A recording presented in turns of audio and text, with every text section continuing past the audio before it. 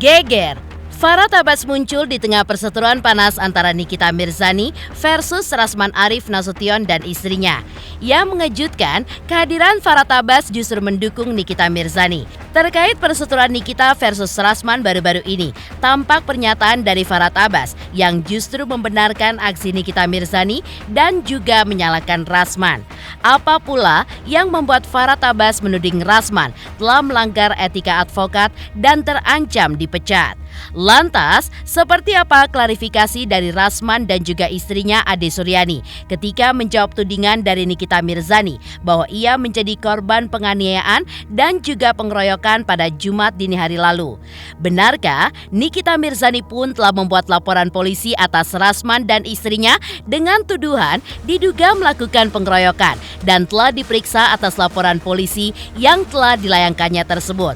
Seperti apa hasil visum Nikita Mirzani yang dijelaskan oleh kuasa hukumnya Fahmi Bahmid?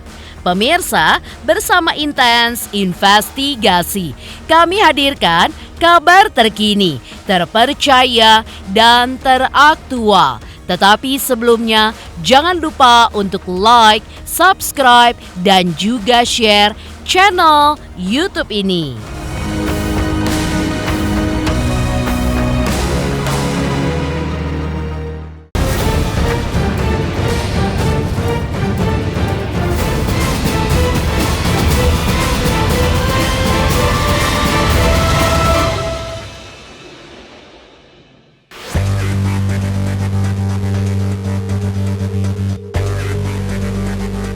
Panasnya perseteruan Nikita Mirzani versus Rasman Arif Nasution terkait Laura Mezani Mawardi. Pihak Nikita mendapat dukungan kuat dari praktisi hukum Farhat Abbas.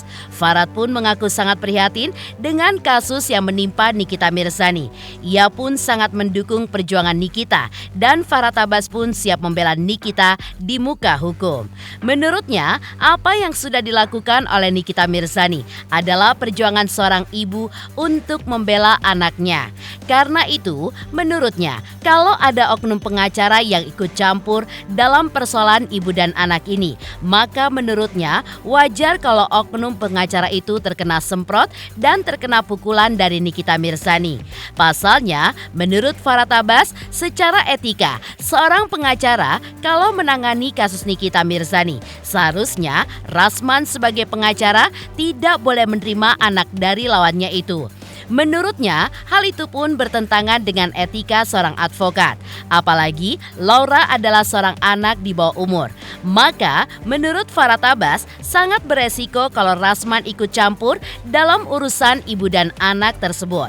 Dan menurut Farhat Abbas, Rasman pun bisa dilaporkan ke organisasi advokat dan bahkan terancam bisa dipecat sebagai advokat. Menurut Farhat Abbas, terkait Rasman dan juga istrinya yang membuat laporan terhadap Nikita dengan tuduhan melakukan penganiayaan, laporan tersebut tidak akan ditindaklanjuti oleh polisi. Farhat pun juga mengklaim wajar saja kalau Nikita Mirzani marah pada saat itu karena Rasman dan istrinya sudah ikut campur terlalu jauh dalam urusan keluarga Nikita. Farhat Abbas turut prihatin dengan kasus Nikita Mirzani. Saya dengan ini menyatakan mendukung perjuangan dan siap membela Nikita Mirzani. Apa yang dilakukan oleh Nikita Mirzani adalah perjuangan seorang ibu yang membela anaknya.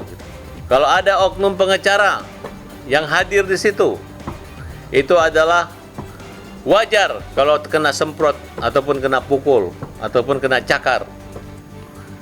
Karena secara etika pengacara itu kalau sudah menangani satu pengacara, jangan lagi membujuk atau menerima klien yang adalah anak daripada lawannya gitu. Nggak boleh double gitu. Tujuannya apa? Kalau ada emosional sesaat, ya kalau ada terjadi ribut kemudian dicakar, siapa suruh? Makanya kalau pengacara itu jangan bawa-bawa istri kalau kerja. Istri simpan di rumah. Kalau bawa istri di rumah tiba-tiba nanti istrinya dikena gaplok, ya udah resiko pekerjaan. Seorang polisi aja datang mau nembak maling aja bisa dia ditembak kok, apalagi seorang pengacara. tiba-tiba kau nangkap anak kesayangan orang masih di bawah umur dan tidak pantas. Dan polisi, laporan-laporan pengacara-pengacara yang cengeng, yang mewek ini jangan diterima, jangan dilangsungkan karena memang dia memancing, membuat suasana seperti itu, suasana gaduh, dan tidak akan menarik simpatik. Ada seorang pengacara, anggaplah kura-kura ninja, kemudian datang istrinya bilang begini, saya dipukul, saya niat, nggak bisa begitu, kecuali lu di rumah lagi ngorok ya, kura-kura ninja, kemudian ditempeleng bini lu atau dilecehkan. Kalau bini lu juga ikut di sini, lu yang panggil sini ngomong ini gini-gini, tiba-tiba digaplok ya biasa itu. Silakan dia repot-repot, polisi tidak akan menanganinya 1000%. Ya karena mereka ikut campur urusan rumah tangga orang, mereka ada di situ, itu anaknya orang. Pihak Rasman Arif Nasution sebelumnya sudah membuat laporan polisi atas Nikita Mirzani dan menjerat Nikita dengan pasal 351 KUHP dengan dugaan penganiayaan.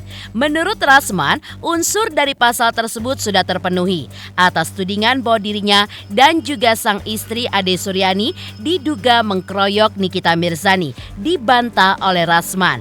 Ia pun mengklaim berdasarkan bukti CCTV di Polres Metro Jakarta Selatan, terlihat bahwa Nikita yang diduga mengkeroyok Rasman dan istrinya. Menurut Ade Suryani, sudah jelas kalau Nikita Mirzani diduga telah menganiaya dirinya dan juga suaminya. Terkait tudingan dari pihak Nikita bahwa justru Rasman dan istrinya yang mengkeroyok Nikita. Hal itu pun dinilai Ade Suryani hanya halusinasi Nikita saja. Bahkan menurut pengakuan kuasa hukum Rasman, saksi yang dihadirkan dari pihak Rasman dan juga istrinya dalam pemeriksaan kemarin, semuanya adalah saksi fakta yang melihat langsung kejadian di TKP. Menurut pihak Rasman, atas perbuatannya, Nikita pun terancam hukuman 5 tahun penjara. Dan ketika Nikita ditetapkan tersangka, ia pun bakal langsung ditahan. Bahkan karena TKP-nya di Polres Metro Jakarta Selatan serta terjadi di depan penyidik secara langsung, maka menurut pihak Rasman, seharusnya Nikita langsung ditangkap saat kejadian tersebut dan dilakukan penahanan, dan hal itu pun adalah sah secara hukum. Tadi ketika pemeriksaan sangat baik, saksi-saksi sangat tenang dalam menjawab pertanyaan. Karena memang saksi yang kami hadirkan, yang dihadirkan oleh Pak Rasman adalah saksi fakta semuanya. Saksi yang kami hadirkan hari ini benar-benar saksi yang melihat secara langsung kejadiannya. Bahkan para saksi ini terekam juga di dalam CCTV. Jadi sangat kuat sekali. Di depan mata kejadiannya, 1 meter jaraknya gitu. Seperti ini, saya dengan teman-teman media. Sedekat ini, sedetail ini. Makanya tadi ketika saksi ditanya terkait dengan kronologi kejadian, terkait dengan perbuatan apa yang dilakukan, korbannya, pelakunya, sangat terang sekali. Bahkan waktunya pun sangat detail mereka jelaskan semuanya. Terkait dengan perbuatan yang dilakukan oleh NM, secara hukum ancaman pidananya adalah 5 tahun. Nah, dalam hukum, seseorang yang ancaman hukuman pidananya 5 tahun, dalam proses penyidikan, maka setelah penetapan tersangka, maka dia harus dilakukan penahanan. Kejadiannya itu langsung di depan penyidik.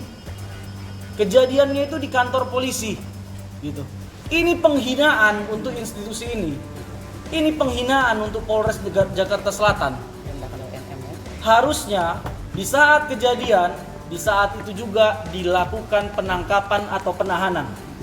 Dan itu sah secara hukum. Harusnya ini dilakukan tangkap tangan. Gitu. Karena memang kejadiannya di depan polisi sendiri yang memang punya wewenang gitu. Jadi sebenarnya pada waktu kejadian itu saya didorong itu. Karena saya tidak mau menunjukkan bahwa saya sempoyongan, saya pusing-pusing. Karena ada Loni, saya nggak mungkin menunjukkan ke dia bahwa saya itu panik gitu ya. Tambah saya memang harusnya malam itu mengkonsumsi obat, tidak mengkonsumsi obat. Kemudian saya juga tidak tidur. Lalu kemudian dibawa visum. Pulang ke rumah, memang saya sempoyongan dan saya muntah. Sehingga saya harus istirahat minimal 2 jam.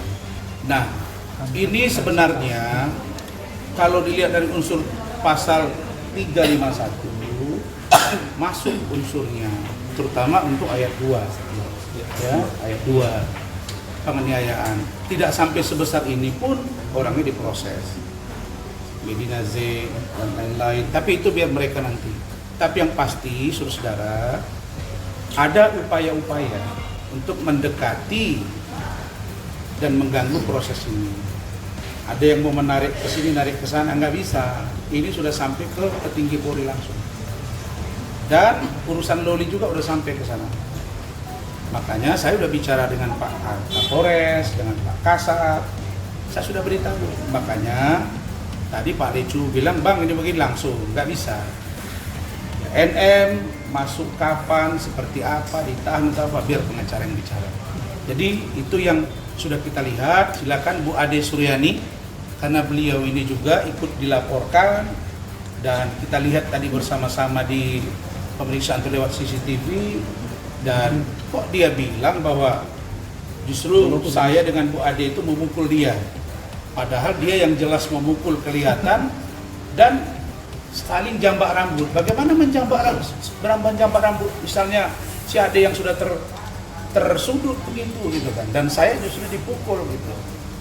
Kenapa kita pergi bukan hanya Bang Rasman aja atau saya berdua aja? Karena kita tahu drama ini bakal pasti ada dan ternyata benar kan gitu. Makanya kita bawa driver, ajudan, dan orang di rumah beserta anak saya kan. Jadi saksinya ada di situ. Nah, saksi yang bukti yang paling itu CCTV ada. Semua sangat jelas terlihat. Jadi buat kau NM silakan kau berhalusinasi ya, silakan ya.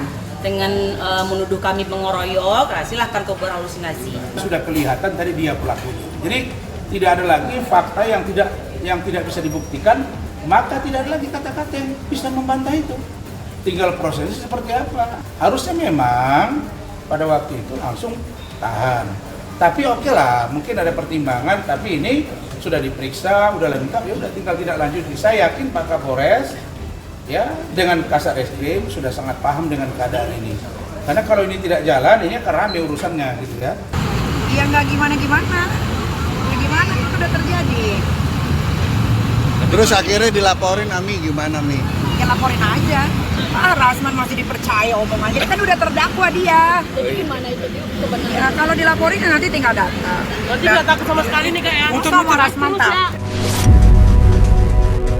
Di sisi lain, kuasa hukum Nikita Mirzani, Fahmi Bahmid juga menyebut Nikita Mirzani sudah membuat laporan polisi terkait dirinya yang dikeroyok diduga oleh pihak Rasman Nasution dan juga istrinya.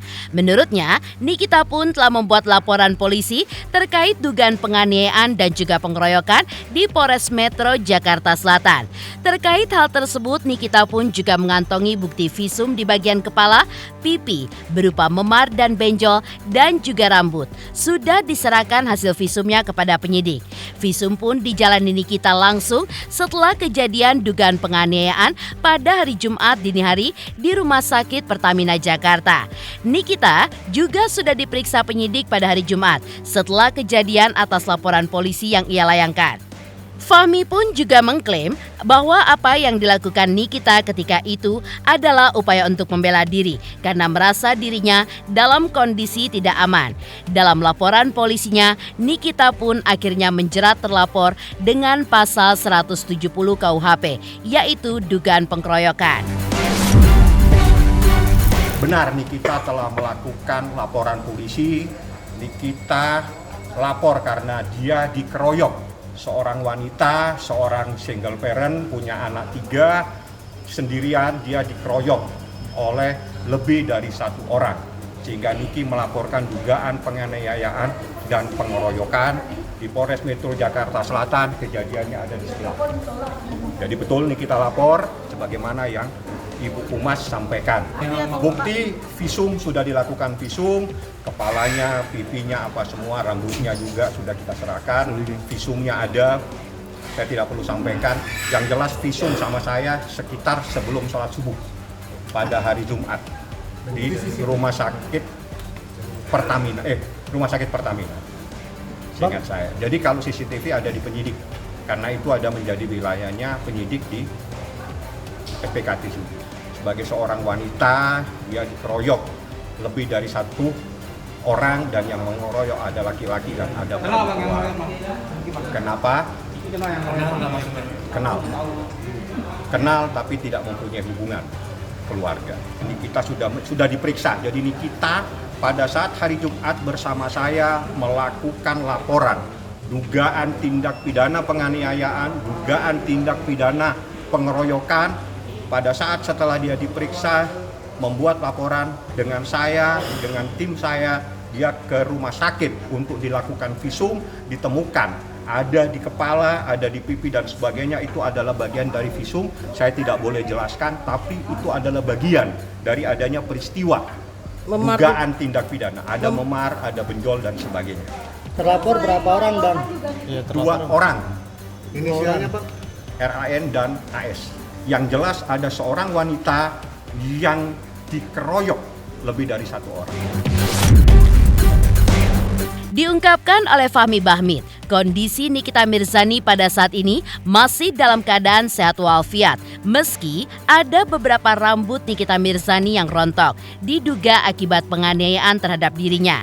Sayangnya, Fahmi pun tidak mau berkomentar banyak ketika ditanya apakah kasus penganiayaan ini merupakan dampak dari Laura Mezani kabur dari rumah aman. Menurut Fahmi, untuk menjawab itu adalah hak dari Kementerian Perempuan dan Perlindungan Anak.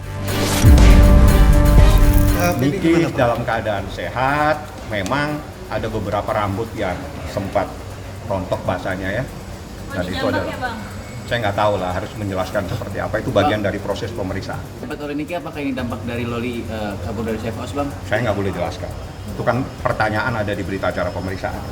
Bang, alasan Loli sendiri kabur dari Safe House kenapa tuh, Bang? Tanya yang Dinas Perlindungan Perempuan dan Anak.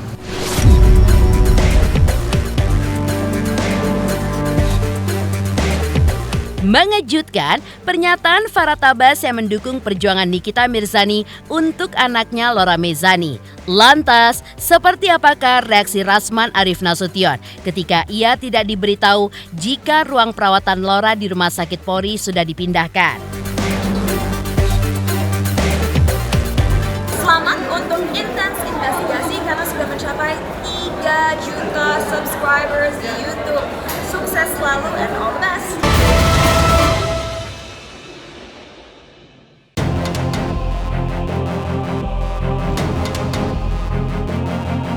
Prahara Laura Mezani dengan ibundanya semakin keruh. Berdirinya Rasman di pihak Laura, bahkan keinginannya untuk mengadopsi Laura, sungguh mengejutkan banyak pihak. Tapi Rasman pun tampak terus melangkah. Bahkan ia pun mengungkapkan rasa kecewanya setelah mengetahui bahwa ruangan tempat Loli dirawat di Rumah Sakit Polri Kramat Jati, Jakarta Timur telah dipindahkan tanpa adanya pemberitahuan terlebih dahulu kepada dirinya. Padahal sebelumnya Rasman pun sudah menyatakan di hadapan awak media bahwa ia telah meminta pihak terkait agar Laura ditempatkan di ruang VIP Melati yang sudah dilengkapi dengan pengamanan yang ketat, perawat khusus, dan juga fasilitas terbaik setara fasilitas hotel bintang 5 demi kenyamanan dan juga keselamatan Laura. Bahkan Rasman pun mengaku ia bersama istrinya telah melihat ruangan tersebut dan memastikan semuanya pun siap untuk ditempati Laura. Rasman pun juga kecewa karena ia tidak diberi akses untuk bisa berkomunikasi dengan para perawat yang mengurus Laura di lokasi baru tersebut. Merasa tidak dihiraukan, Rasman pun akhirnya menghubungi asisten deputi Kemen PPA untuk meminta kejelasan terkait pemindahan tersebut.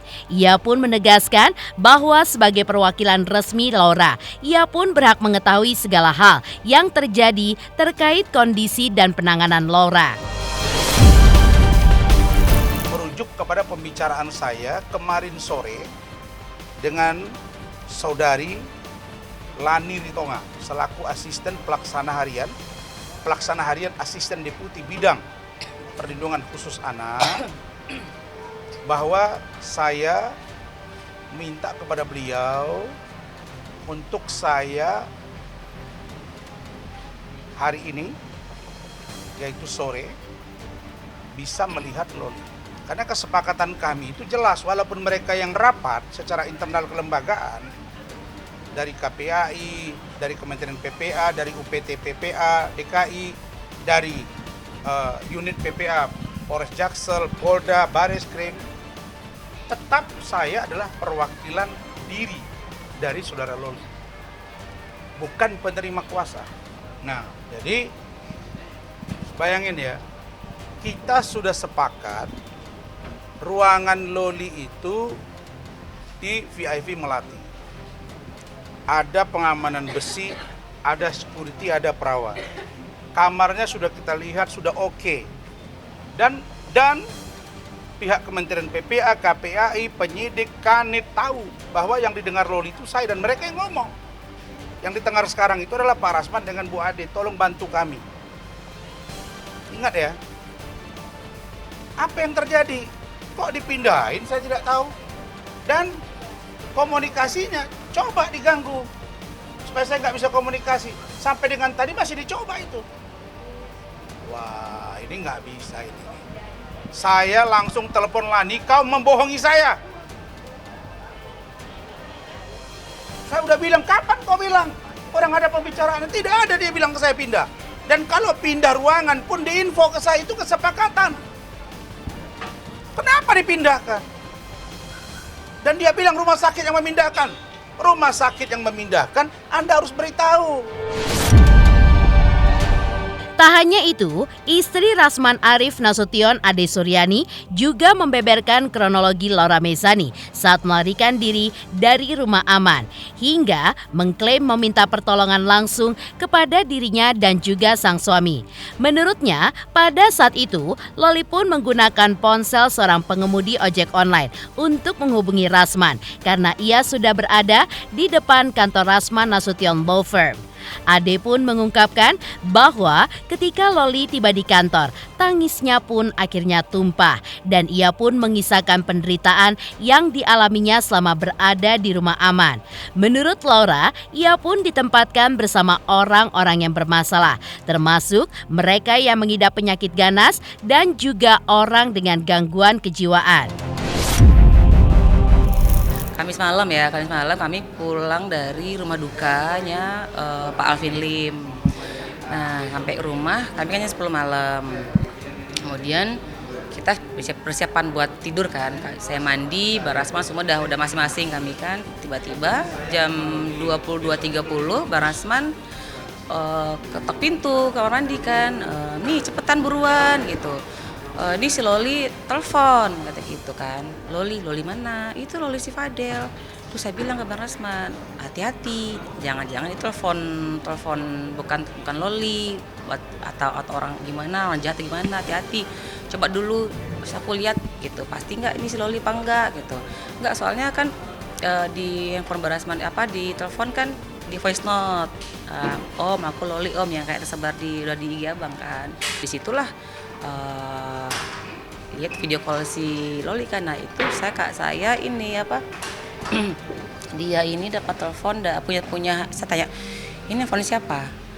Handphone yang punya ojek. Terus saya masih mikir juga nih, kok bisa dia pesan aplikasi gitu kan. Iya dia mengeluh di Sevos itu dia migrain, dibawa dia ke puskesmas. Nah begitu di puskesmas, barulah dia setelah diobatin apa gimana, baru dia kabur di situ. Nah dia nyetop, dia nggak pakai aplikasi, dia nyetop tukang ojek, minta dianterin lah ke kantornya Bang Rasman.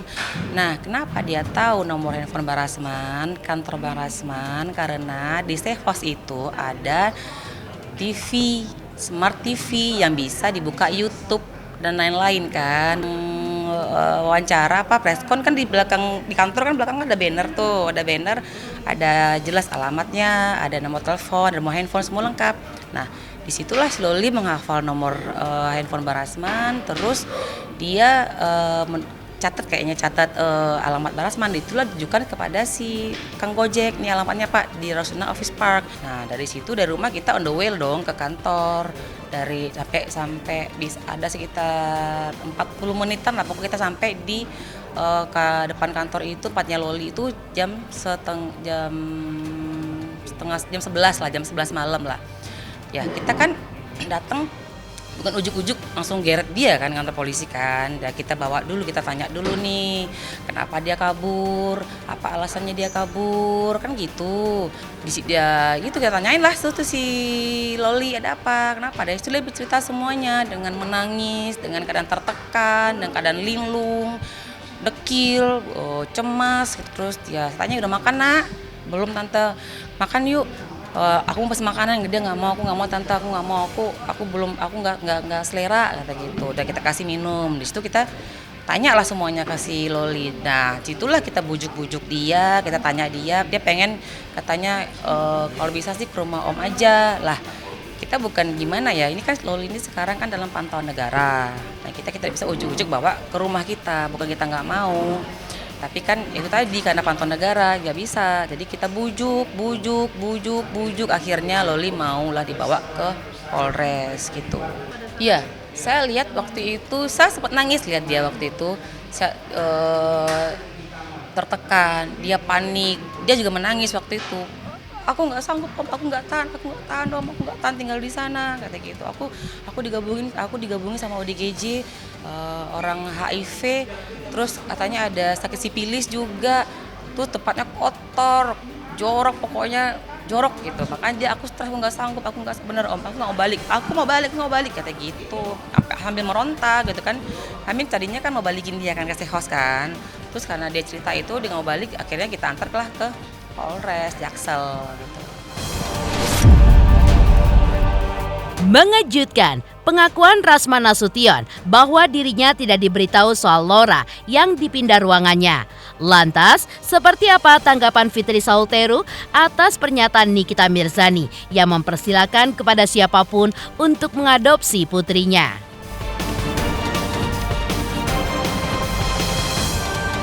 Selamat untuk intens investigasi 3 juta subscriber, luar biasa sekali 3 juta. Ya pokoknya semakin sukses lah dan bisa menghadirkan sesuatu yang memang baik untuk diperlihatkan.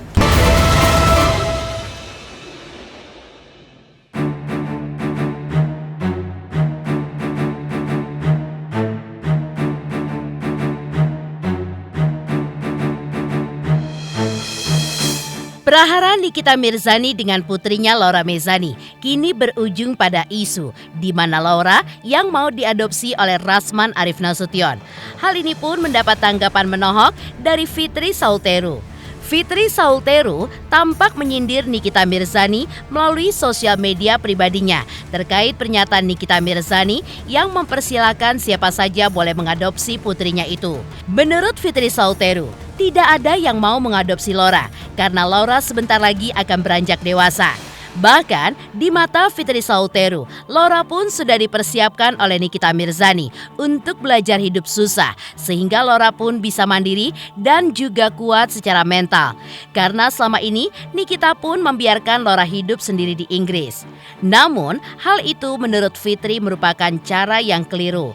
Dan seharusnya Nikita pun merangkul Laura dan bukan menelantarkannya. Fitri pun juga berharap agar nantinya Laura tidak seperti ibunya. Baru mau minum teh, ada lagi. Kata dia, apa kemarin kan dia nangis-nangis tuh. Pintu selalu terbuka, udah jijik. Tiba-tiba katanya, kalau yang mau adopsi dipermudah, Nepos nggak mau adopsi anak kau. Anak kau nggak perlu diadopsi, sebentar lagi dewasa. Dia mandiri, mudah-mudahan nggak kayak kau ya. Insya Allah itu anak jauh nggak kayak kau ya. Kau lupa, kau sudah taruh anak itu di negeri orang. Secara tidak langsung kau sudah latih mental anak itu untuk kuat ya. Niat kau yang ingin membuat anak itu susah, secara tidak sadar kau telah melatih anak itu menjadi kuat. Nah, itu yang kau namakan pinter. Kau ya, bukan dirangkul. Sebenarnya udah jijik ya, males udah sebetulnya. Tapi netizen kalian itu ngirim-ngirim terus. Ya sebetulnya memang benar sih ya. Kalau dia itu memang dikasih nafas untuk seenak-enaknya lagi bual di dunia maya, ya memang gak akan ada habisnya. Memang harus ada yang nyikat. Bagus juga sih kalian ngirimin aku berita A, B, C. Sebetulnya aku udah jijik sih. Udah jijik, tapi memang harus ada yang berani. Herannya sekarang kemana teman-teman dia ya? Kemana teman-teman kau? Apakah sudah males juga sama kau? Karena sial? Atau takut kebawa-bawa? Kabur, better you run guys. Kata, oh ya dari kemarin kan pendukung ini bilang Kak Fitri dituduh dalang dari kaburnya anak itu ya, dari rumah singgah rumah safe house. I wish ya, aku berdoa banget kalau memang tahu keadaan dia di sana seperti itu, udah dari kapan aku selamatin. Udah dari kapan netizen ya, aku juga syok ya. Tapi aku gak bisa nyalahin juga pemerintah ya. Emang di bayangan kalian atau di bayangan si ibu itu anaknya harus ada di safe house, itu bayangannya di satu rumah, satu suster, satu pembantu. Situ waras. Emang cuma anak kau yang butuh pertolongan di negeri ini. Harusnya kau malu 5 bulan tuh di sana. Harusnya kau kalau punya nurani ambil, rangkul. Pemirsa Intens Investigasi, jangan lupa saksikan terus Intens Investigasi. Dan pastikan jangan lupa untuk like, subscribe, share, dan juga komen channel Intens Investigasi.